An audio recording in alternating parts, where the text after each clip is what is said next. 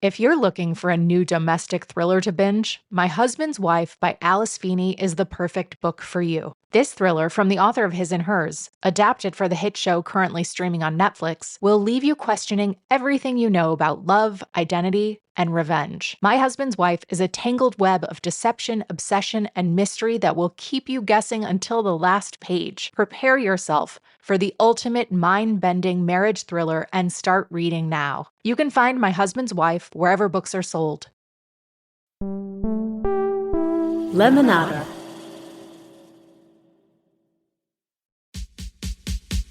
Ask me, ask Iliza anything. It's time to ask.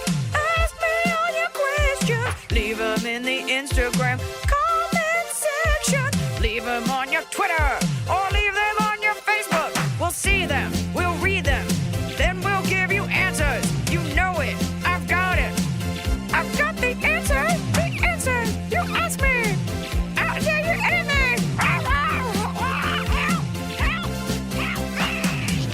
In my mind, I was going to take a shower and then I was going to let my hair dry on camera and it was going to be like wavy and beautiful. And it's just kind of not.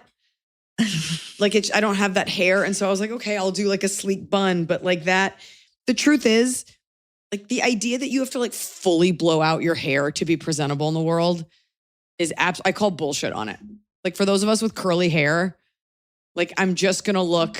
Yeah. It's just going to look a little crunchy. I don't know.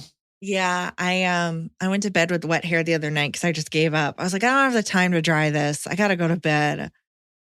And it's so bad for you, but guess what? Literally everything is. And like, I'm sorry, I don't feel like fully drying my hair stick straight before I go to bed. It doesn't even look that great. And this is why you see so many middle-aged women with a middle part low bun. Because that's why, because that's the your trick. hair is weird on the side. You just don't have the energy to put it up and make it look nice. And it's a low lift, low bun kind of day. I never do a bun because I feel like it looks crazy, but I feel like I need to start and Let me see. because it's just Let me see. it's just Let me see you with a there's bun. just always like, why is it sticking up? Like there's just Because you have so much hair and nobody feels bad for you except for like Asian people. Nobody believes who also me have a lot of hair. because I'm like, I actually have too much hair for a ponytail. Because if I do a ponytail, there's just always stuff. It's escaping. It's like in a fight. Well, that's because you don't own a brush and you need it all to get smooth. I own a nice brush and I just bought a thing to clean the brush. If I had hair like yours, I would be doing like Viking braids all throughout it. Like little ones, big ones. I'd have a bird in there. I just do the girl from The Ring. Yeah, that's the vibe. Can we also talk about the absolute betrayal it is when you have a pet who pees on a rug and you've never really seen them do it before? See, that makes me want you to take her to the vet. I think we should. Surprise behavior like that is she could have a UTI. Is it surprise behavior or has my dog secretly been peeing on this rug and we never clocked it? And we're like, wow, she holds her pee for like 15 hours and she's always peed on the rug. Oh, it could be the latter. I want some changes for Tianfu. I'm unionizing for Tianfu. She needs a pee pad. A pee pad? No. Well, And I then just take her got it out. washed too. Yeah, I don't want to get a bunch of letters like, you're abusing your pet. Perfect little baby. Spends the whole day in bed with me if I need. But it did feel like an affront. Like she did that. And I was like, I kept saying to her, like, why did you do that? I give you everything. I think because she couldn't help it. Leave her alone. But I had just taken her out. It's not like. Well, then I it went could be for a a walk. UTI. This is why we're investigating. No, I think she secretly pees on that rug and I never clocked it. And today I happened to catch her. You think you wouldn't have caught it with your nose? But you do just always accuse things of smelling. So maybe this whole time you've been like accusing other people and it was your pee covered rug. So some of my relatives came over. Well, they're Noah's relatives, really. And did you accuse them all And of smelling? They gifted us a wooden bowl and a bunch of fresh lemons and a sprig of rosemary, which is wild because if you live in LA, you have rosemary on your property. Like we have so much of it. But okay. And we're eating dinner and I'm having breakfast and I'm like, something smells. What smells? Is it the table? Is it my hands? Is it the chopsticks in the soup? Like what smells? Come to find out it was the rosemary and it was rotting and it was the bowl that they gifted us. What was up with the bowl? Just like some old wood. I'm Nervous did to you- ask, like, where'd you get that bowl? There wasn't like something soaked into it. I don't know. I don't know where she got it. I don't know if it's new. Part of me is like, was this, I'm going to have to ask her. And it's a cute bowl, but I'm going to have to be like, did you bring a mold bowl? I think you just don't say anything. I think you just get rid of it. I don't. It's carved into the shape of a heart, though. Oh, It's so cute. you know what you can do? You know what you should do? AI is bad, but Google Lens, you go to Google and you use the thing to take a picture of it and it searches the internet to see. So you can find out if it was like from CVS and you can throw it away. Like, is this like a world market purchase or is this Right. actually like Or you is it- carved it? I'll find out. I'll Okay. find out. Maybe that's what lead smells like. Anyways, I got to the bottom of it and all through dinner, I was like, what is it? And then I found out and I texted my nanny who had left for the night. And I was like, it was the lemon bowl. And she's like, hey, I'm with my family now. Speaking of nannies, I don't know if you saw, I didn't post it. Myrna came to visit us, our Jamaican nanny, Mm-hmm. the other day. She had left a family like in the area. She came to visit us. Mm-hmm. And Ethan was like eating something weird. And we were like, don't eat that, Ethan. And I was like, instant diarrhea. And she was like, instant. And I was like, Myrna, will you say instant diarrhea? And she was like, instant diarrhea. I was like, no, like really do it with the accent. Hit it hard. Instant diarrhea. And she was like, girl, you crazy.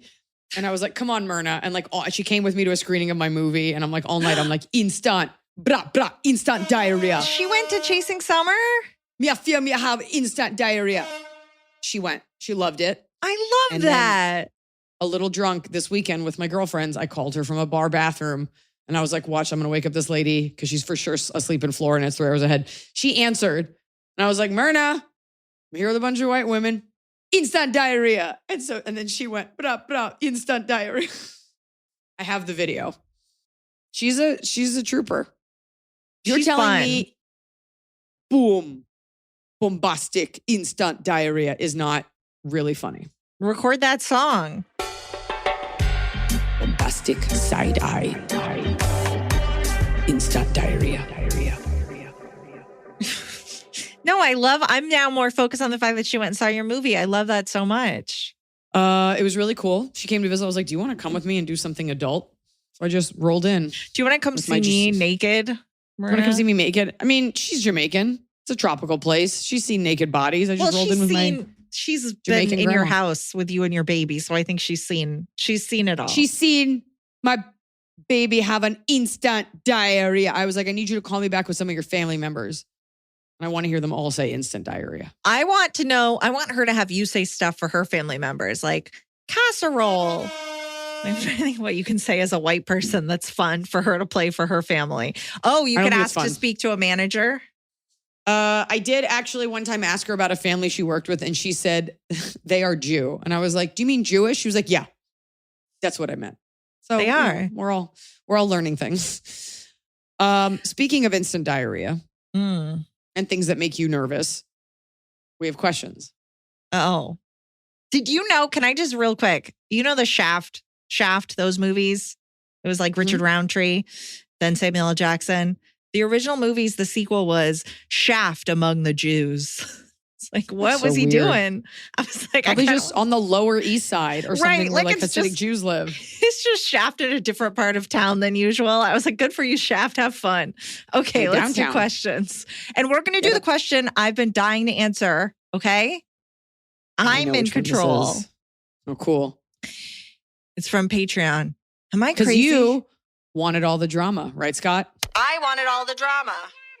Am I crazy? We've discovered mice in our basement. My husband comes from a family of animal lovers and doesn't want to be inhumane in catching the mice. He made no effort to look up humane ways to catch and release. That fell on me. I'm from a more country background where I had to bury my first dog myself at age 8. If it were up to me, we would be doing this at a fraction of the cost, inhumanely. Well, it's not. I Right. don't like that. Since it is my husband who wants to do this humanely, and since he made no effort to research like I did, when the humane traps arrived, I told him he was responsible for disposing of them. He made a halfway home. Disposing. Yeah.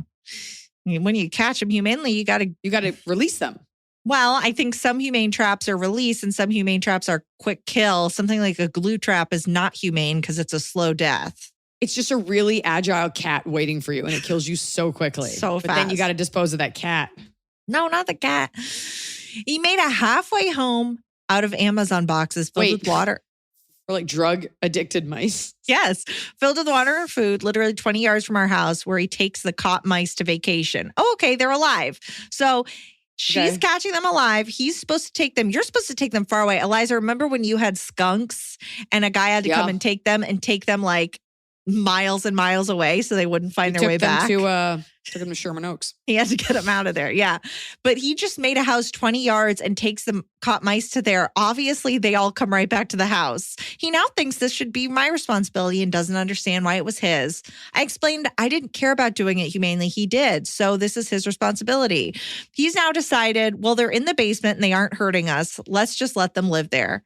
Am I fucking crazy here? The room in our basement where they've set up their living quarters is where our AC unit, water pump, water tank, water heater, and other expensive equipment with cords they can chew through, or die next to our AC unit and pipe pipe that through the house.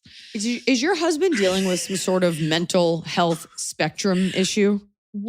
I understand the laziness. I understand. Yes, your husband's right to want to do it humanely, but the idea that he's like, you know what? Let's just leave him down there. You know, I'm the most wrong. No. bleeding heart. And I had something up there and I put traps. I paid for an exclusion. They can't live there. I care less about the mice and more about this weird communication issue between you and your husband, because you wanted it. It's your responsibility kind of thing. And this isn't like my husband's perfect and yours isn't, but like I wanted to use, Noah has like a teleprompter and I wanted to use it for this thing I had to do. And he like exhausted dug it out of a box, set it up, helped Danielle. At no point was he like, it's your thing, you figure it out. I really don't like that that's what your husband said. You're trying to, and also mice carry disease. Like I get they're friendly, whatever. We're all vegan. Hantavirus. And you know what happens with hantavirus? A Japanese ghost moves into your rectum. That probably is a real thing. My bigger issue is your husband's absolute childishness in responding to you. And, I know we're dealing with animal lives here because, you want to be like, fine, then I'm just going to kill them. And that's what's going to happen. That is wild and weird, inefficient problem solving. And I wonder if that leaks over into other areas of your marriage that he's like, great, I'll release them nearby.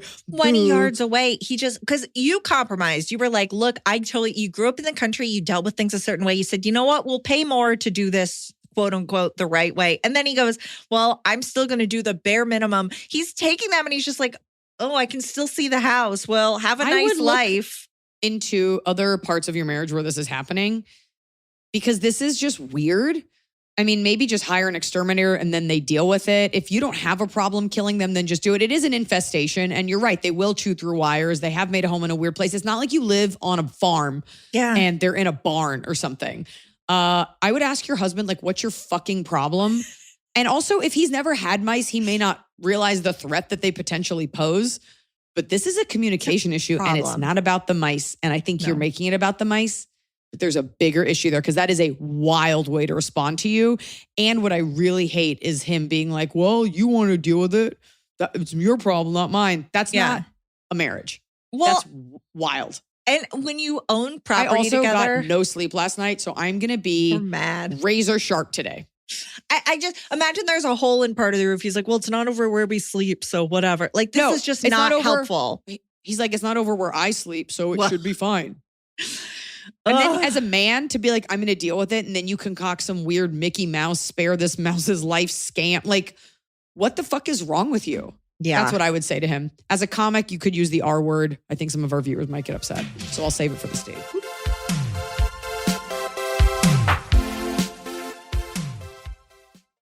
Tastes change and your relationship with food changes. Your diet changes, right? As we get older, we have different restrictions. We realize what we can and can't eat, what we should be eating.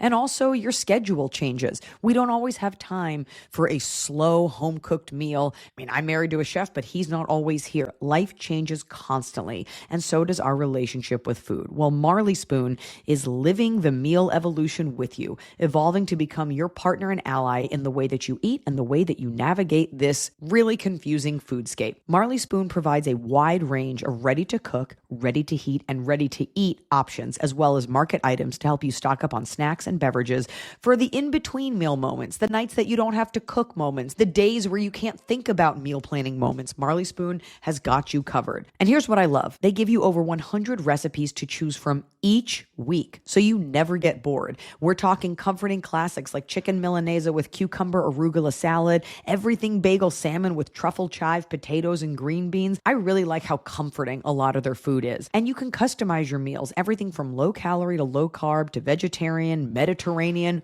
whatever you want. Marley Spoon definitely has something delicious and satisfying for you. Like the outstanding oven fried turkey taquitos, right? It's turkey, it's healthy, but it's taquitos, so you get that crunch. They're easy to grab and go. And they also have cozy meals like their luxurious chicken au limon or their famous French onion chicken breast. I love that Marley Spoon has a meal for every single day of the week and any of my food preferences. This podcast is sponsored by Marley Spoon, and I'm genuinely excited about this because it's helping me fast track my way to eating well without all the stress. When you go to marleyspoon.com/offer/Iliza, you can get 45% off your first order and free delivery. That's right, 45% off your first order and free delivery. That's marleyspoon.com/offer/Iliza. 2026, I'm thinking about doing less, right? Wearing less, buying less. I'm thinking about owning essentials that feel elevated and effortless. And that's why I love Quince. I've talked to you about Quince before. What I love about Quince is that they have wardrobe staples that are quality. They're made to last, right? You're not going online and rebuying these things. From 100% organic cotton sweaters to premium denim made with stretch for all-day comfort, luxe cotton cashmere blends, perfect for changing seasons, so you're not always buying new garments. They have everything you need for a wardrobe that lasts. I love this Sherpa barn jacket that I got from Quince. It is so stylish. It's so cozy. It's classic. It feels very Hamptons while also feeling like kind of Montana. I love it. It's beautiful, it's chic, it's timeless, and it was like $70, right? A Sherpa jacket can be around $250, so I got a deal on Quince. And I also love that Quince cares. They work directly with safe, ethical factories and cut out the middleman so that you are not paying for a brand markup. High quality clothing directly from Quince to you. Refresh your wardrobe with Quince. Go to quince.com/Iliza for free shipping on your order and 365-day returns. Now available in Canada too. That's QUINCE.com/Iliza to get free shipping and 365-day returns. Quince.com/Iliza. You cannot manage your heart health if you're missing half of the information. Just because you feel great doesn't mean that you're doing great. Standard tests check the basics and they skip over key markers that could change everything. You guys, it is National Heart Month, and I've personally been thinking more about my heart health and the heart health of my loved ones. And you should be too, especially if you have a history of heart disease in your family, or maybe you don't lead the healthiest lifestyle. You know, the heart is a muscle, and stressors from everyday life and genetics play a huge part in your heart health. And I'd never really thought about heart health until I got older and I learned about Function Health. What surprised me was how much I didn't know until I actually saw my lab results. That's what I like about Function. It doesn't tell you what to worry about. It shows you what's actually happening in your body. Function is designed by world-class physicians and trusted by hundreds of thousands of members. Health leaders all agree that once you understand your health, everything changes. You stop guessing. You stop being reactive. You start taking charge of your health. That way you can head off a problem before it becomes a real issue. And it's important that we all start making decisions based on real insights, not just a feeling. When it comes to your health, especially as we get older, especially if you're a woman, it's important to be preemptive. Get the information, read it like a scientist, and learn what your body is lacking, where the issues might be. Get that information before it's too late. Own your health and start with your heart. Function gives you access to 160 plus lab tests each year, including advanced markers for heart health, inflammation, stress, hormones, and toxins for only $365 a year. That is $1 a day. Learn more and join using my link. Visit www.functionhealth.com/Iliza and use gift code Iliza25 for a $25 credit toward your membership.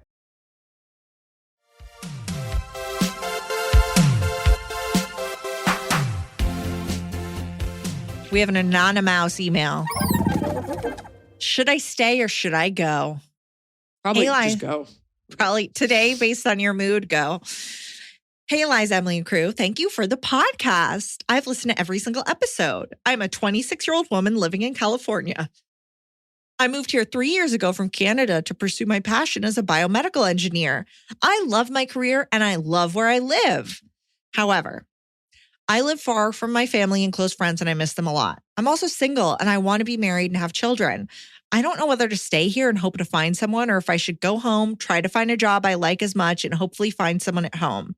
For context, I could see myself being happy living in either country long term. But my worry is that I get older here and haven't met anyone. And at that point, I move back home and then I'm stuck without my career and I'm still single. I broke up with someone recently and I'm now worried that I gave up my one chance at the future I want. Anyway, I can't decide if I should stay here to pursue my passions and risk not meeting someone, being away from my family, or I should go home and risk not finding a job, but at least have my people near me and maybe find someone there. Thank you in advance. And then she provided a picture so you could know that she's cute. Let me see. I'll be the judge of that. Let me see. Can confirm. Adorable. But she's taking a picture that's like so nice and she's wearing a nice top and earrings and someone in the back is raising a full bottle of alcohol. Like she's at a different event than everyone else there. Around what seems like a child also drinking wine. What is her name? Did she give us her name? No, Anonymous. No. Anonymous, listen, it feels like you're saying you live in LA because I don't think your concern would be that you can't meet someone any other part of any other state. This is the only city where people are like, I absolutely cannot date. You are suffering from a post-breakup nervousness. You were with someone. I don't know why women, I don't know what novel we all read as children where we're like, and it's my only chance at love. Like maybe it's too many Hallmark movies. Like the world just doesn't work like that. Where like in your, I'm guessing mid to late 20s, you had your one chance and it didn't work for you and you fucked it over and you should have compromised more. Having self-worth is very important. Having a job that you love is important. And it's okay to want everything. But since what you have right now is a job that you love, I say you give it a try. I say you keep all doors open. But I really would get rid of this idea that was my shot. And maybe you feel like you chose a job over him, or I don't know where that guy lives. I don't have a ton of context, but that is absolutely crazy and not the case. If and you're missing your friends because you don't have a boyfriend right now, but you seem to have friends because they're all drunk in the background of that picture. LA is not for everyone. California is not for everyone.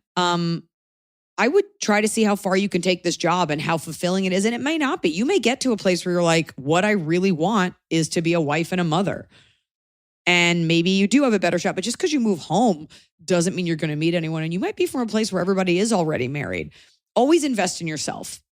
This is not saying you have to be like an ice cold career woman and freeze your eggs and go for it. But you worked really hard for that degree. And it sounds like it's a job that you like and that you want. I would just give it a beat. I don't think there's any city you can move to that you're guaranteed to find love. Now, yes, I do think LA is a little Denver. harder. They call it menver. It's like 3 men to every woman. Really? Every woman has to date 3 men at once. Okay, so you could move to Denver. But yeah, moving to Canada doesn't fix that, doesn't guarantee you a man. And also remember, you moved away for a reason, for an opportunity. And it sounds like you haven't really indulged in that opportunity. Maybe there's other jobs within that opportunity. I just think you're a little butthurt because of this breakup. And so you're starting to feel like there won't, and I get it. I've been there. I know what that feels like. There are other options. Yes, it is hard. And maybe you don't live in LA, but it does sound like you do. Maybe like San Diego. Just give it a beat. In 6 months, let us know. And even in 6 months, I'd probably still tell you, keep enjoying your job. But if you really are homesick, then go home. But don't make that decision because you're single here. Yeah. Because that would really suck to move home and you give up the job and then that relationship doesn't work out. Now you don't even have the job. You have to think about what really fulfills you. And like a year from now, if you don't have a boyfriend, are you going to explode? You have the job. Yeah. So don't give that up just yet. Yeah. Becky writes in, is my fear of heights ruining my life? Hi, Eliza and Emily. I've been a fan since I first saw Eliza on Just for Laughs in 2012. Have you ever considered doing a show in Atlantic Canada? I really want to see you, but unfortunately, I'm deathly afraid of flying. Now, I want to give you this opportunity to say, have you been to Atlantic Canada? Yes, I have played Halifax once. I brought my dog Blanche. That should let you know how long ago it was. Always trying to go back there. It's not a lot of money. Okay. It's not like a massive opportunity unless you're playing like a stadium. So that's a tough one, but would love to head over to PEI, slurp up some muscles. My boyfriend, 28 male, and I, 29 female, have been together since high school and recently bought a house. We hosted family for Christmas, including my aunt from England. My aunt is a world traveler and also owns a house in Australia. My dad is from Spain, and I was fortunate to visit both England and Spain when I was 9. Since then, I haven't flown. I've never been huge on traveling. The farthest my boyfriend and I have traveled together is Quebec City, which is 10 hours one way by car. I absolutely hate heights. I've broken down in tears hiking cliffsides, zip lining, or other fun activities people like to do while traveling. Boyfriend wanted to zip line over a waterfall in Quebec. I said I would watch him safely from the ground. He didn't end up doing it. Well, it's his problem. My mom and brother went to Cuba a few years back. My boyfriend wanted to go, but I didn't want to fly. Womp womp. Womp womp. Boyfriend will share dreams of going to Spain with my dad to visit my family, or dreams of taking my mom to England or Australia to visit my aunt. I'm just so afraid I'll have a panic attack on the plane, or worse, that I'll be stuck in another country out of fear of flying back. I've convinced myself it's not worth experiencing if I can't travel by car. My boyfriend's grandma just came into some money and wants to take a trip down south. He wants to go, and I support that. I don't want my fear of heights to interfere with his life more than it does already. I know he wants me to go, but I wouldn't be a great hang. I'm a bit of a biatch anytime heights are involved. I can tell at this point he's annoyed with me. I was able to avoid traveling for a long time. It was practical. We were saving for a house. Now I don't have any other excuse besides I'm scared. I'm just a big bag of nerves, but my boyfriend wants to see the world. I want him to go without me, but at the same time, I feel a tinge of jealousy at the thought. Am I ruining my life? Am I ruining his life? Even before my aversion to heights, I remember feeling kind of meh about traveling. My dad used to talk about a second trip to Spain. I'd shut him down. I really have always been so boring. How do I convince myself, a homebody, that the world is worth seeing? Do you have any tips for getting over a fear of heights and flying? Please, big sister, knock some sense into me, Becky. Becky, you traveled at 9. So obviously I want to know if something happened. I am not a psychologist, but you definitely need to see one. And to be honest, yes, you are annoying and you are limiting your life experiences, what could be life-changing experiences, and you're limiting your boyfriend's fun, and he loves you. But this is up there with anything that precludes people from having fun, whether it's a dietary restriction or things that you just don't like, or just a weird disdain for something. People get really tired of that. Okay. It's not like you guys met at like 60 and you're like, by the way, I don't want to travel. He's like, okay, well, we can just be home together or something. You need to see a doctor, because there's something behind this something. And quite honestly, you're like, what if I have a panic attack in the air? Okay, then you have a panic attack in the air and you like think you can't breathe, but you totally can. And at least you're on the plane. They'll give you Xanax for that. Yeah. I don't know if it's something, maybe it's a past life thing. I don't know why people have fears of heights, but there's something behind something. Maybe it's a fear of control, but he is going to lose patience with you. And it's a bummer. And like, it's a hard thing to respect. You know, it's not like you're like, I don't like wheat because I have a gluten allergy. And like, that's kind of real. Like, it's all in your head. And I'm not saying that doesn't hurt and it's not scary, but there are ways to deal with that. But like, your family wants to take you and travel and see the world. 10 hours to Quebec City. Who cares? You are limiting yourself. And I think it's going to start to bother him because he's going to want to go have a wedding and have a honeymoon with you. And it's like, oh, my wife doesn't travel. And you're just going to become like a wet blanket. And I would also venture to say there's probably other things in your life. Like, this is a big thing and you have to have a willingness to confront it and try to get better. And right now I'm not hearing that. You're not even like, okay, I don't even know if they have it in your country. Like, I'll take a Xanax or an Ativan or something. It's lame. Like, don't get cozy just because you have a boyfriend who loves you and you're like, I don't need to do anything. Like, that doesn't work for very long. Sorry. I think that when I first started reading and listening to the question, I was like, okay, the boyfriend needs to just man up. Like, if you're both somewhere and you don't want to zip line, he should still zip line. But then as we get further, it's like, oh, you don't want to partake in anything with him. And clearly you will feel a little jealous if he does, which I'm sure he can sense, which really puts him in an impossible situation. That's right. And this is not like, I think if you had just parents that were American and boring it would be easier to get away with. But you have connections. You have places you could stay. You could visit your aunt in Australia. You could visit your dad's family in Spain. Like, people would kill for all those these connections. places to go. And your boyfriend is seeing that and going, oh my God, like the life. I think you're missing out because this idea of boring, I don't travel a lot because that's not what I spend money on. But if someone were to say, like, present me with the opportunity, I'd go. But I think people make traveling such a part of their personality. It's like on dating apps, like, I love to travel. Okay, well, how much money do you have? But you don't need to have it be your personality, but your boyfriend wants to see something cool, or you want to see your aunt's house. He wants to do things with you. Yeah. And your family wants to do things with you, but also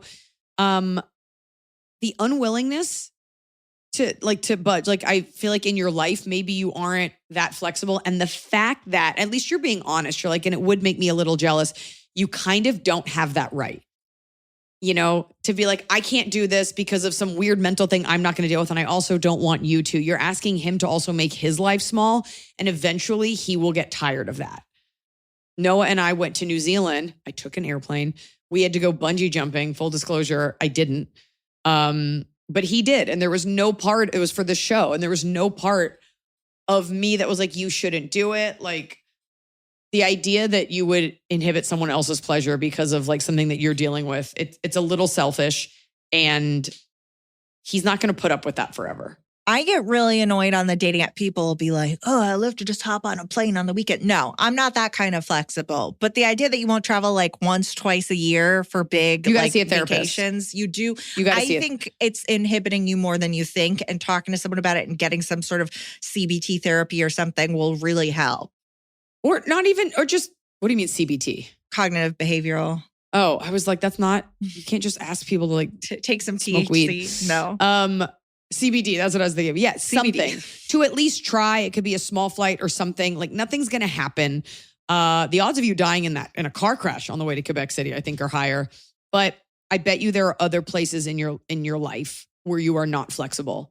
And I think this will open up so many doors for you, not just travel-wise, but mentally. And will make you a better partner. You got to go. You got to talk to someone. Try BetterHelp. There are therapists like dedicated to issues specifically like this, and you need to talk to one. Otherwise, your life will get very small. A lot of people have a fear of flying, so it's not people. So you can overcome this. I think this is I think this is about control. I am not a doctor, and I'm making it up. But you also don't want him to enjoy himself. Like, I think that, and by not going, you kind of control everyone's plans. I wonder. I would just put it out there. You seem lovely. I'm just saying. Struggling with self-worth and embarrassment after friends crossed a line. Hello. Ooh. I'm writing because I'm struggling with something I don't feel I can talk about with friends or family, and I could really use a woman's perspective. About a year ago, some friends became aware that I have a micro penis. It was deeply embarrassing, but over time, I tried to cope by laughing along when jokes were made and telling myself that acceptance meant not letting it define me. I genuinely thought I had reached a healthier place with it. Recently, after I was promoted at work, we were all out drinking and I was talking about my new responsibilities. Two friends started talking amongst themselves and laughing. And when I asked why, one of them said she, quote, couldn't take me seriously right now. I asked why again, since I was proud of this promotion and I wasn't exaggerating or anything like that. She flat out said it was because of my condition, although she used much more hurtful words right in front of everyone. Was not expecting that. Everyone laughed. No one stood up for me. I didn't even know what to say. Everyone was a little drunk, but still. Since then, I felt diminished in a way I can't shake. I've worked hard on my health, my career, and my independence, but now I feel like none of that matters. Like I'll always be reduced to this one thing, no matter what I accomplish. Oof. I keep thinking that no matter what I accomplish, I'll never be taken seriously, especially by women. My question is, how does someone rebuild self-worth after being publicly humiliated over a physical condition they can't change? How can I face my friends and talk to women after this? And how do you set boundaries or regain a sense of dignity when even the people you trusted treat you as a joke because of it? I'm also struggling with dating and opening up to women at all, and I really just don't know how to move forward mentally from this. Any advice would be appreciated. Thank you in advance. No name? No. I'm kidding. First of all, those aren't your friends. And that girl can fucking rot. That is so shitty.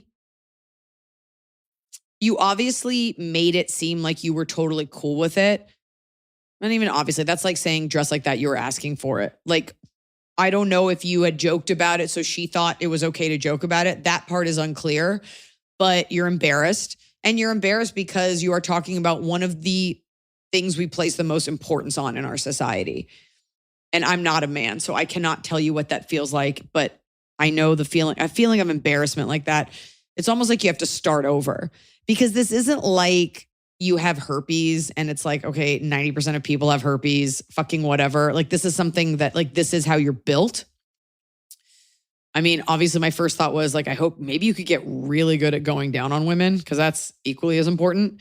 But I think there are probably plenty of men who have that condition that still have like healthy functioning relationships, because sex is important, but there's so many components of sex. And then there's so many other parts to a relationship.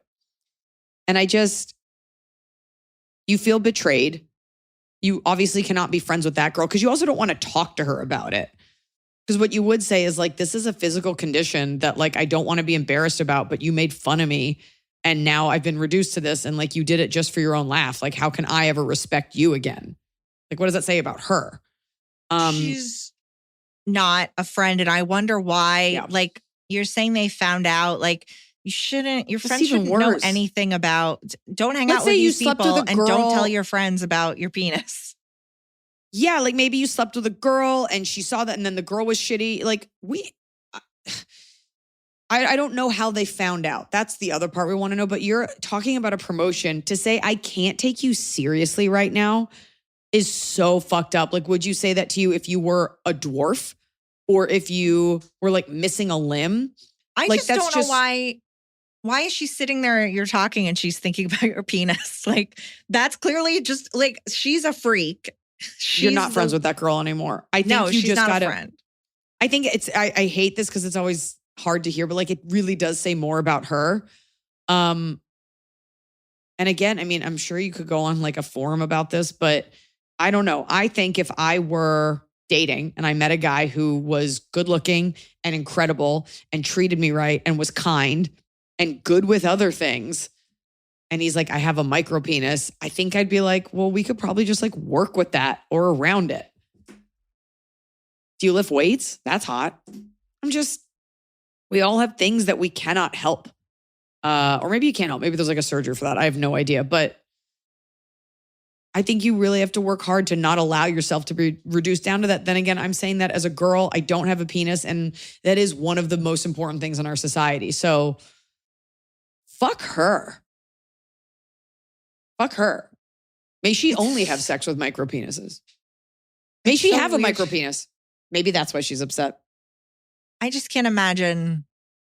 She's not. That's insane. Like, I know that it hit this guy really hard. That's like high school 80s movie. Like, that doesn't happen in real life, so it's not going to happen to you again. Like, that's a fluke.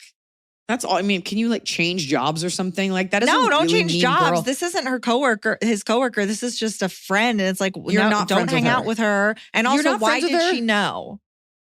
We're missing all of that. And also, like, are you a dick? And then you're like, and I have a micro penis, and someone's like, well, fuck you. Like, we don't have that part of it. But like, it's less about the micro penis and more about the fact that she's using something personal against you and she can't take you seriously. Like, who the fuck is she that you need her to take you seriously? And here you are presenting something you're so proud of, and she made it about something else. Yeah. She's a child. It's bizarre. Get some better friends. Get some work friends. But do not confront her, because then you'll just be the angry guy with the micro penis. Just ice this girl out and never talk to her again. And you're not going to talk to her because she's emotionally unsafe.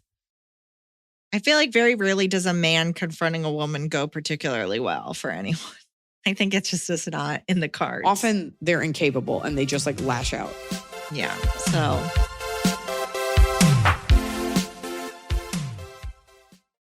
This episode is sponsored by BetterHelp.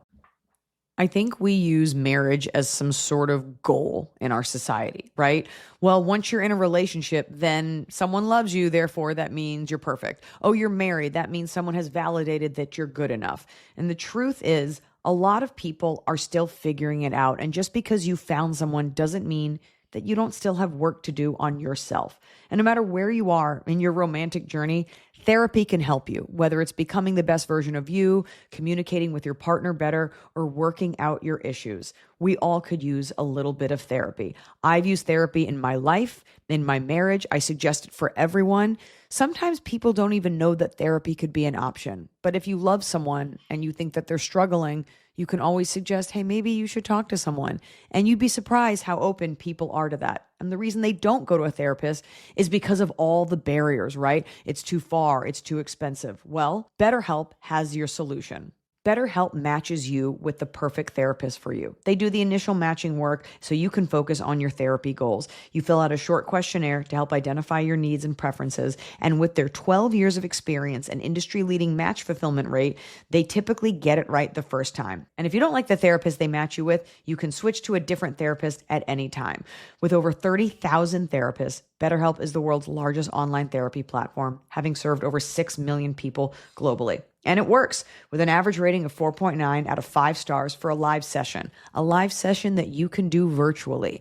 No more driving across town or sitting in a weird waiting room. We could all use a little help, and BetterHelp is here to help. Sign up and get 10% off at betterhelp.com/Iliza. That's betterhelp.com/Iliza. I have been on the go lately and I do not have time to make a healthy breakfast. And sometimes I don't even have time for a healthy snack.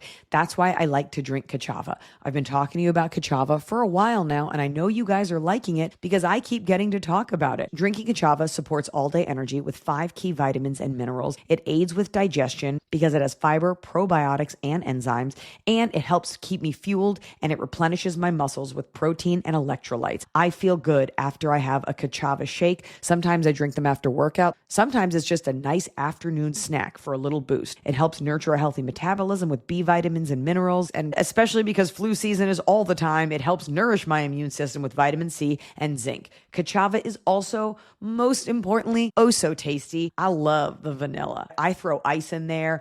Sometimes I'll put in a little bit of peanut butter, a little banana. Every once in a while, you put in some blueberries. I've even tried it with coffee, right? Get your morning zip, some pep in your step, and get all those nutrients. And it's just 2 scoops to provide 25 grams of protein, 6 grams of fiber, greens, adaptogens, and oh, so much more. Try Kachava risk-free with their Love It guarantee. There's already thousands of rave reviews, and you are going to think this stuff is so tasty. Stick with your wellness goals and go to Kachava.com and use code Iliza for 15% off. That's Kachava, Kachava.com, code Iliza.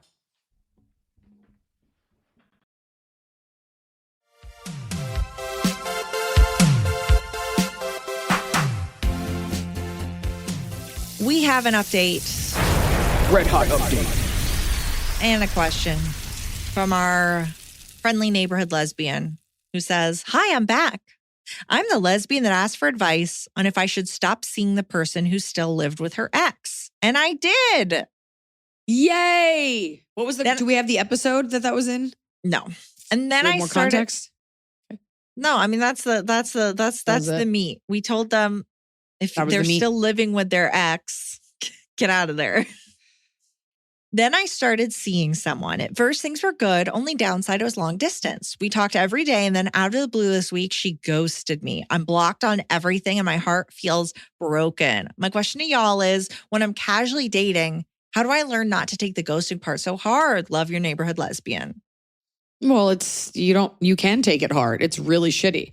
Now, you say casually dating. Now, you also were a woman who lived with your ex, right? Well, no. So they were dating someone. Our lesbian was dating a woman who lived with their ex. And it was just weird. You have a really low standard for how you allow yourself to be treated. And I wonder if, again, we need the context. You say casually dating. Had you had sex? Had you gone out 3 times? It was long distance. So I'm guessing not, but I feel like that's integral to the question because it's like, I think these long distance relationships, when you're kind of getting the most curated version of someone, can become way too intimate. Like we've talked, you shouldn't text for too long on a dating app. Yeah. It can become so intimate. So you were falling for this person in text and then they just block you. It can be very like, now you have no access to them. You're not going to see them. And you've told them so much about yourself. I mean, honestly, Yeah. it sounds like they met someone and that person was like, you need to stop what you're doing. They were like, okay, bye. And they didn't treat you like a person. I would opt to not do long distance dating. What you need to, it hurts because you're like, did I do something wrong? No, they did something wrong. Unless you did and you're just like not letting us know. You need some more self-respect and you need to find a healthy, functioning relationship and do things normally. And have transparency and clear communication. What is it you were living? What is it she's living? She was dating someone and that person was living with their ex. And we were like, Right. no. You're putting up with weird constraints. You're like, okay, you're living with your ex. Okay, I'm sure this will be fine. It's not like she was getting a divorce and there were like children involved. And in this case, you're like, okay, well, I'm not really going to see you, but this will be fine. Right now, you are emotionally sort of out to sea and you're kind of taking whatever you can get. And I think we've all been there. God, I remember when I downloaded Raya, there was a guy who would DM me and it was always like word puzzles and we would text like word puzzles and he like seemed cute, never asked me out, never really talked to me and would always like, and I was like, I guess this is fun. And then you're like, maybe he's going to ask me out one day. And then I met Noah and I just completely deleted the app immediately. I owed him nothing, not dissimilar to what happened to you. I think sometimes as women, we feel so devoid of emotional connection that we'll kind of just take scraps. And you need to set a better standard for yourself.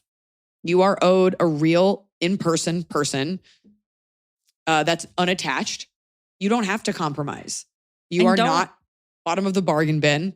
You are not damaged goods and you don't need damaged goods. And I think in both instances, we don't need, let's not give so much of ourselves to someone who's not more of a sure thing. You know, like it sounds like you're very loving and open and you put your trust in people. Wait until you've met in person a few times before you really, you don't know before this you person. tell them about your micro penis. Yeah. Yeah. You don't know these people and you don't know who the fuck you're talking to. It could be an AI. Like, did you meet in person? Like, just keep it closer to you. Yeah. And just think that you have something special to offer and it's for a special person who has to earn it in a way. Don't give yourself away. Unless you're a total damaged goods psycho and we don't know a picture and we don't know anything about you. But that's my advice. Come on. Feet on the rug and you're barking. Why? My children. We have a question from Patreon from a woman that is actually for her brother. You have a lot of makeup on. I have a lot of makeup on? Is that what'd you say?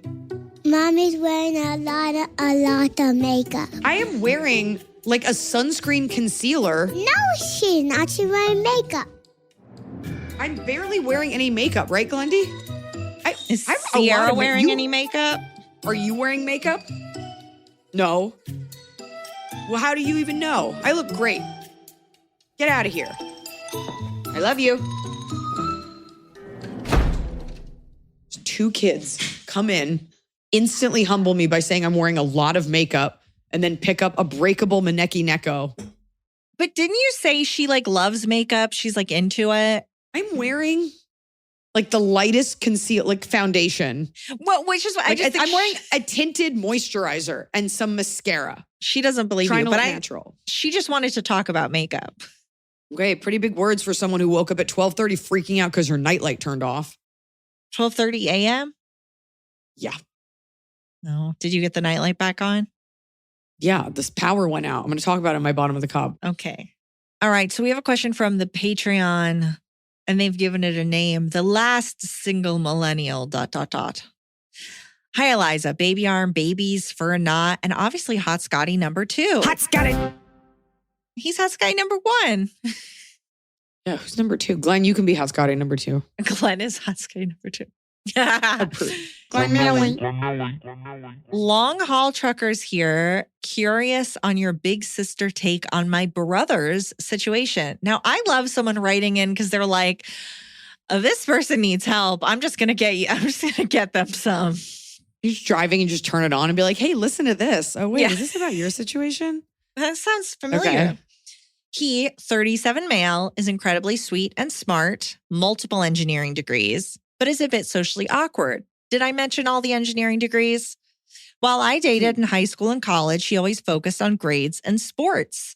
He's had no issues getting jobs, moving for said jobs, and making friends, but he's never had a relationship and never wanted to talk about it. For years, I assumed maybe he was asexual.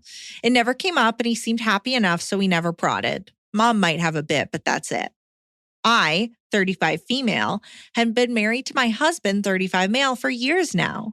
And my brother visited us for the weekend and dropped to my husband that he actually was trying to look for a girlfriend, but it just wasn't going well. He's found women he's interested in, but he's getting really hung up on how to have his first relationship and sexual experience at 37. We're at a total loss here, so I'm curious on your thoughts. Anonymous, please. People in my life definitely listen. We never get that either. Usually people are like, anonymous, even though no one I know knows what this is. I mean, first of all, he needs to not talk to you about it. Well, he was talking to her husband, and the husband ratted. Because the husband's probably like, we thought he was asexual. He's not. He wants to meet a girl. He told me. I guarantee you, and we've had them write into this podcast, there are plenty of women who are on like a similar asexual appearing spectrum as you. He never has to be ashamed of what he is or who he is. And the right woman out there, if it were reversed, it's a little daunting for a guy, but it's usually when women are younger, like, oh, it's their first time having sex. I don't know if I want all that to be on me. I'm sure like the right girl would have like no problem with it. And he's just a super, super late bloomer. And he's an academic. Maybe he's on some sort of like autism spectrum. I don't know. But he's just got to put him, maybe make him help him make a dating profile. It's not something you need to lead with. Like, I've never had sex before. But if he meets the right girl who really likes him, she might be totally okay with it. You gotta take it one step at a time. Bite that elephant one bite at a time. It's hard because if he did all these engineering degrees, he had very little exposure to women. There aren't as many women as we would like in those programs. So it's like, I think like anything else, if he has this analytical brain, it's about practice. It's about trying. It's about meeting women. It's about talking to women. It's about having conversations and figuring out how to relate to them in a way that might be different than your tech buddies. I mean, you could take him out for drinks to kind of like get his feet wet. And you know, you could go out with him. It's a little weird because you're his sister. Maybe your husband could take him out just to kind of see what's out there. Definitely create a dating profile. Maybe do it like on a conservative one where you're not going to get like a bunch of like weirdos out there in the world. But I mean, I don't know. He's a guy, so I think it'll be kind of like easy for him. You could also just like hire an escort to get that out of the way. You know, I think if he was super worried about just the sex part, that would maybe be a situation. But it sounds like he's just kind of like, oh, it'll be my first relationship. How do I even, like you approach everything else? How did you approach your degrees? You just have to start. You have to start talking to people. You have to whittle down your odds. You have to, you know, I think you can approach it that way. And it's not academic. It is hunting. You have to get out there and you have to get hurt and you got to play ball, which I know you're unfamiliar with, and you've got to go on dates and talk to people. I thought she said she played sports and he focused on academics. No, he was focused on academic and sports and not. Well, then he should totally understand. You just got to get out there and play ball. Yeah. See what happens. You're not going to, no woman is going to be into a guy that doesn't put in any effort. So he's just got to get out there, go to some bars, get on the dating apps and just try talking to them. There's nothing ventured, nothing gained. He's just got to get in there. Got to get in there. Yeah. You got to get in there. Okay. And you as the sister, just like think about it. Don't say anything to him necessarily, but do you know why he would have a problem with a girl? Like, is he rude? Is he weird? Arrogant? Is he weird? Like, you're really the only person in his life who can tell him if that's the case. So just be thinking, what are the stumbling blocks if you want to set him up for success? Does he have a rage issue? I literally just rewatched Punch Drunk Love last night. And your brother reminds me of the Adam Sandler character. Rewatch that movie and tell me if that's your brother. Mm-hmm. Okay. Barry. That was his name. Barry. Okay. So we have had a kind of question, kind of request, just kind of a nice comment I wanted to read you. I love it. Eliza, I have been missing Fred on the podcast. Hoping to hear him pop in soon. Would love to hear him interact with Emily. Oh, and the elusive hot Scotty. I am catching up on older episodes and was so tickled to hear Fred guest starring in his first post-COVID appearance. I love your father-daughter dynamic and how you just have the best stories. I recently lost my dad and it still feels hard to even function. He is actually my third father figure loss, following my first stepfather when I was 13, my real dad when I was 29, 39 and now this loss at 35. That is Makes you wonder, is it you? Right, are you a Black Widow?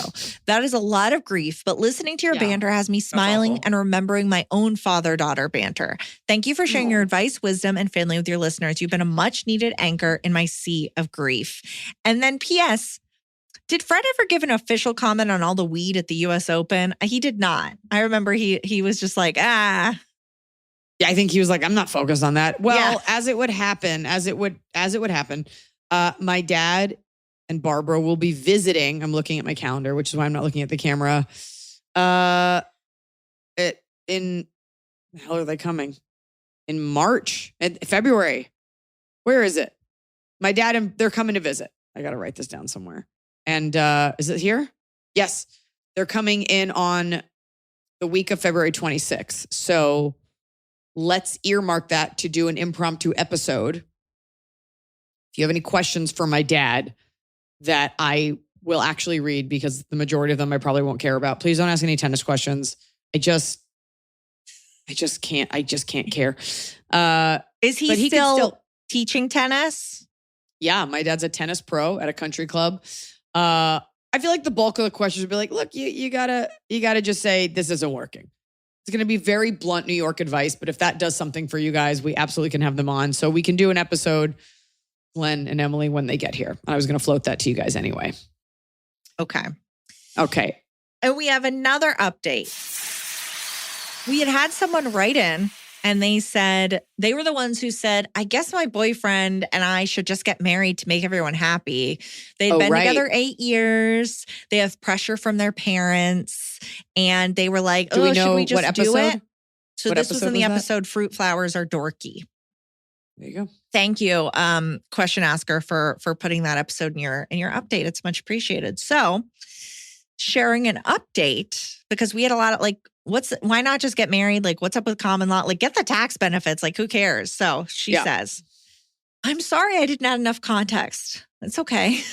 It's okay. We still really like you. When we started dating, we talked about marriage. We both decided we just didn't want it because we didn't see the point. Now we've gotten information about doing common law or civil union, as it's called in the state we live in, because I had a friend whose boyfriend was not allowed in the hospital room with her after her car accident because they were not married. Yes. Oh. That's why. Yep. So we are thinking of possibly signing the paperwork for the civil union so we can be in the medical room, talk for each other during emergency. The pressure I get is from my dad. My mom is white and my dad is Indian from India. So my dad is stuck in a lot of traditional ways about life. It doesn't help he had 3 girls and 2 are not married.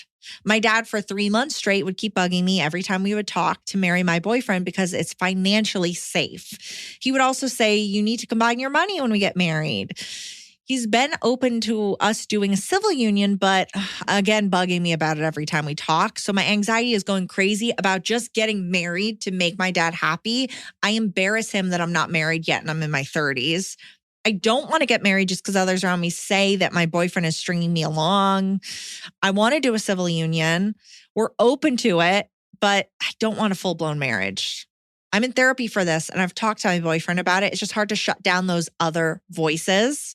And the reason I don't want to get married is because the wedding is about my dad's reputation and not me and my boyfriend. We won't get what we want without arguments with my dad. Plus, we don't have the money. We want to buy a house and the house would be in both our names. This is a case, I think usually, Iliza, we're kind of like, don't buy a house unless you're married. This is a case where you've been together a long time. You know what you want. You're on the same page. Both your names will be on the house. That is a better use of money than a wedding you don't want. 100%. 100%. But the civil union for the medical reasons is a good idea. If you're already in therapy for the fact that you'd be doing it for your dad, but you don't want to do it for your dad, all we could say is don't do it. Yeah. I mean, I'm just like, just do the civil union. Just do it. You could always just do it. Just do it for all of those wonderful benefits. Mm-hmm. And you'll just have to hold firm. Tell him to put his pressure on someone else. On the other hand, married. It's so funny because it's usually a mother that cares about that. But here's your Indian dad and he wants you to have this wedding. I mean, let me ask you this. If he was like, I will pay for it, would that change it? is it a financial thing or is it just you sort of being obstinate? You're like, I don't want to do it just because you want me to do it. Do you have a history of your dad pressuring you into other stuff? Yeah. At the end of the day, I think sometimes too, as kids, like we don't want to do something, even if it will be better for us because it's our parents push it so hard. But I think you are just shooting yourself in the foot to not have this civil union just to at least protect yourself medical wise, tax wise. But it's like the more he pushes it, like, I guess my question is it that the more he pushes it, the less you want it? But if he didn't push it, you would want it. I don't think know she why would you're want it. If you really don't want it, if he's ruined it for you, then you don't want it. If you don't want it, you don't want it. And you've just got to be comfortable with that, just as comfortable as he is pressuring you about it. But do the civil union. Yeah. Best of both Just so you don't get worlds. screwed. Yeah. Top of the cob. It's the top of the cob. We're doing it right every day. You just take a bite, top of the cob. Starting with bottom. And I would like to say, please write in your questions to Ask Iliza. What's our Podcast. Ask Iliza podcast at gmail.com or go to the Ask Iliza Patreon. Ask Iliza podcast at gmail.com or go to the Patreon. We also have a paid tier called That's It, where I upload cool stuff like a picture of a bunch of honey baked hams, although that was on the general one. And please, if you love our show, even though you've probably tried to proselytize your friends, please pass this show along to a friend or a relative, even if it's just a certain time code of a joke that you like that pertains to them. We would love it if you shared it. And we just had to do that shout out before we get to the juicy cobs. The juiciest part. Juiciest niblets. Okay. Ready? Wanna do bottom. Yeah. Okay. Go ahead. Okay. Bottom from the listeners, this is just such a weird corporate thing. Having to take a professional style headshot for a badge photo. So frustrating. I just don't like how it looks. Why can't I come in, they do it and print it right then? Like, yeah. Basically, why do we need it at all? Like, that's the thing. Because it used to be, if you're on like you're at a studio or whatever, like they just print a picture, they put it in the thing, you're good. But this idea that you have to do the photo shoot with the other people who need their headshots done. And then it's for the website and it's for the badge. It's like, also, you can't make money off my image, me representing you in my blazer. Looks dumb on you always look dumb on like a law website or anything like. And here's the people who will be handling your home loan. I'm like, these people look like idiots. It never looks cool. The clothes always look like Nordstrom Rack and Taylor. Yeah, it always just feels like sad corporate severance. Yeah. And also like on your badge, like who's ever been like, let me see if these faces match up. We already have like all this biometrics and barcodes. I think it's an outdated thing that'll kind of go away. It's also demeaning. It's just annoying. Yeah. My bottom is, so I have tickets to go to the Days of the Dead horror convention this weekend. I'm really excited. There were 3 people I was most excited for. 2 out of the 3 canceled today. That's awful. Can you get a refund? No, it's very much, that's and I fair. wouldn't. It's very much like that's the whole shtick of these conventions. They're like, doesn't matter what changes, you cannot get because they'll book people and then those people cancel. They know, yeah. So 2 out of 3 canceled 2 days before, and now I was literally watching their movies like to pick like which movie do I want to bring the poster for, and I was getting my little poster tube ready. I was bothering Glenn about it. I was like, Glenn, what do I choose? Now they canceled. I'm still taking my dad Saturday for some people watching, and I'm going Friday night for a panel after work. But I'm annoyed. It's annoying. It's also they know that these celebrities are sitting at home and they're like, I don't want to get on a connecting flight to Atlanta. Yeah. For $50,000. Like, I don't want to go. Or they book a real gig, which is like fine. They book something else. I mean, I feel that way when I have a show in town and then I can't go because it says lineup subject to change. But like when you know that people showed up for you, I always feel the need to like put on the internet like, hey guys, I won't be at the Improv. My throat hurts. But you do feel bad. They'll get over it. We all get over it. My bottom of the cob is, you'll get over it. When we had a really big storm last night in LA, it's been raining a lot here. And I live in a very mountainous area. So the winds get crazy where we live. My bottom of the cob is when a storm is too cozy. Like it was so violent that like I was trying to like enjoy it. And I'm hearing the wind outside and like some furniture move, but it was just so cacophonous. And you get anxiety. You're like, is a chair going to come through the window? We have a fireplace in our room. So the rain hits like the tin coming down. So instead of hearing pelt, like rain drops on the window, like I'm just hearing like ding, ding, ding, ding, ding. And it's so much out. It's too much chaos outside. Weirdly, I could fly through a storm on an airplane because you're kind of like suspended in the middle, but something about having it too violent outside, you're just kind of like, this is the perfect time for a murder. And there's just too much going on. The trees are going too crazy. Where are those birds going to end up? There's just a lot. It was a real bad night's sleep. And Sierra's nightlight went out. Because the power went out. And our generator went on, but the thing didn't go on anyways. God forbid she actually just get out of bed and turn it on. Instead, she lost her mind. And that's okay, because I'll take any excuse to comfort my sweet baby. Top of the cob. Top of the cob. I like this one because it's like, okay, top. The feeling of doing that task, this is from a listener. The feeling of doing that task you've been putting off forever, and it takes 10 minutes and wasn't that bad at all. It's like both top and bottom. Like, you're like, God, I could have just gotten this done, but it's finally like checked off. That is a good feeling. You got to be in a mood sometimes to like just power through like a bunch of bullshit. And then you're like, see, that was a chunk. It took a chunk of bullshit. Yeah. And my top, big news in the Higgins household. My parents were fostering a dog named Spice. They've never successfully fostered any animal. We're adopting Spice. They adopted her today. Spice is a member of the household. Do you mean never successfully, like they always end up taking the dog in? Yes, not that the animal dies, but that they go, we're going to foster him and give him back. Every single time they've been given back, someone else has said, I want that animal. And my mom has said, no, actually, she's ours. So Spice lives with us. So it's very exciting. What kind of dog? I feel like it's like a hound mutt. It's a bigger dog. She's like a terrier mutt, like very hairy. My parents have never had a dog that needed to be like shaved and groomed. So they're very thrown off because every time she comes in, there's like 6 leaves on her. They don't know what to do. Send a spicy pic. I want to see that dog. Can't believe you waited this long. My top of the cob is I am really enjoying learning how to DJ. And I have my controller and I have some headphones that I got like used. And it's become, I can honestly say I've never really had a hobby. It's become something that I like go in the office and I just work on my transitions. And I really like it. I really like it. It did make me laugh when we were trying to plan a recording with Danielle. And she's like, oh no, that night Iliza has her DJ practice or whatever. I was like, oh. I had a friend come over who's a real DJ. It's like there's a lot to it and yet there isn't. Like at a very basic level, there is not a lot to it. And then obviously you have people that create beautiful things.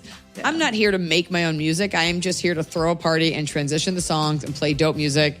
And I'm having a very good time. And I really find joy in it. And I cannot say that about most things. That's nice.